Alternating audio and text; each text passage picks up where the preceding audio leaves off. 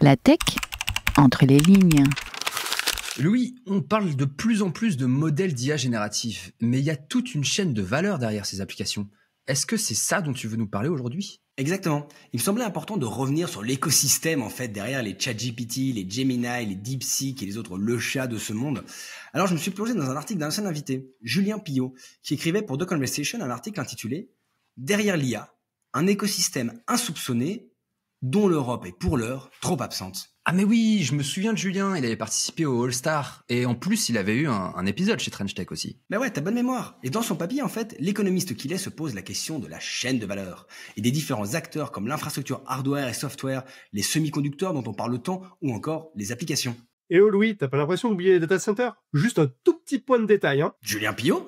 Mais qu'est-ce que tu fous là ? Ah, tu me connais, moi je prends un malin plaisir à venir hacker les chroniques des collègues.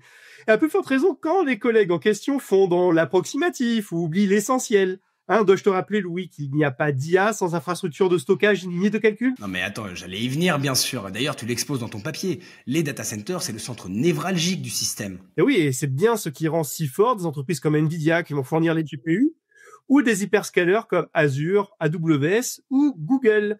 Mais il y a quand même une bonne nouvelle.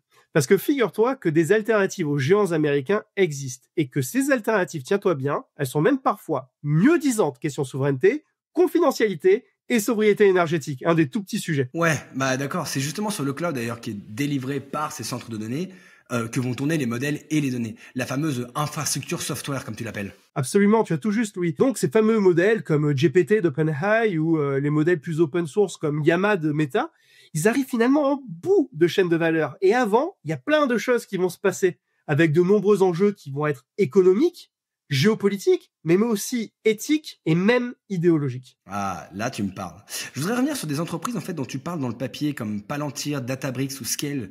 Elles ont l'air hyper importantes, mais on n'en entend pas tellement parler. Eh bien, on devrait en parler parce qu'elles sont incontournables, Louis. Tu sais, ce sont souvent ces entreprises-là qui délivrent les données qui vont être nécessaires à l'entraînement des modèles. Et puis, ces entreprises-là, lorsqu'elles sont sollicitées, eh bien, vont porter une responsabilité extrêmement importante dans la qualité des résultats qui vont être produits par les modèles, puisque c'est elles, finalement, qui en fournissent le carburant. Et ce n'est pas tout, parce que j'ajouterais qu'elles portent en elles une forme de responsabilité juridique et éthique quant à la manière dont elles ont acquis les données qu'elles mettent à disposition aux entreprises tierces, et qu'elles opèrent d'ailleurs, ces entreprises tierces, dans les marchés de l'IA ou pas. Ok. Attends, mais je peux pas m'empêcher de remarquer que les entreprises dont tu parles, elles sont quand même majoritairement états-uniennes, éventuellement chinoises. C'est un peu l'éléphant dans la pièce, parce que dans cet écosystème, effectivement, l'Europe peine à exister. Mais là aussi, je veux croire qu'il y a de l'espoir. J'explique par exemple dans le papier que tu as cité tout à l'heure que l'Europe a plusieurs pistes à explorer pour opérer un rattrapage. La première piste, c'est de mettre en place une régulation qui va favoriser les solutions qui sont sobres en énergie, de façon à affaiblir de façon indirecte les méga modèles venus de l'étranger, suis mon regard. Et puis ensuite, il y a une deuxième piste qui consiste à sélectionner et soutenir les solutions qui confèrent une vraie souveraineté, de façon à pousser les entreprises de données à localiser leurs activités en France et respecter scrupuleusement le RGPD. Et la troisième piste, c'est qu'il s'agit en fait de pousser les entreprises qui vont explorer les futurs gisements de valeurs économiques qui se situent davantage dans les secteurs applicatifs tels que le médical, la conduite autonome, l'industrie 4.0 que dans les chatbots. Et là aussi, je t'invite à suivre mon regard.